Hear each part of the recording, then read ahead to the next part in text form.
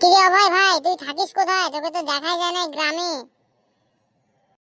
আমি তো গ্রামেই থাকি রে, বাড়ি থেকে সেরকম একটা বেরোই না, যা রোদের তাপ, বেরোই না। এখন এসি কিনেছি, এসির ভিতরে থাকি, বেশ ঠান্ডা ঠান্ডায় থাকি। কি ভাই বলিস, কি এসি কিনেছিস? কত নিল?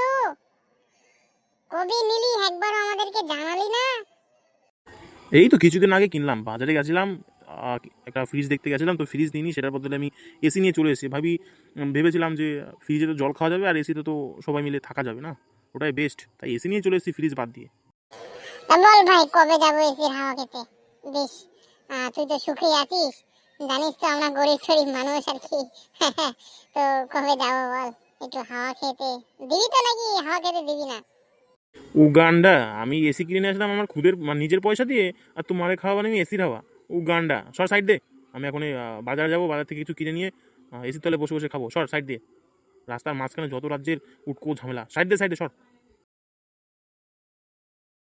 যে আমি ওকে খারাপ কি বললাম? আমি তোকে বললাম শুধু আমাকে একটু এসির হাওয়া খাওয়াতে। আসলে কি একটু এসি ফেসি কিনেছে তো, দাম বেড়ে গেছে। হ্যাঁ ঠিক আছে, দাম বাড়ুক। এসি যখন খারাপ হবে বন্ধুদের সাথে তো আসতেই হবে না, তখন কষা করে দেবো।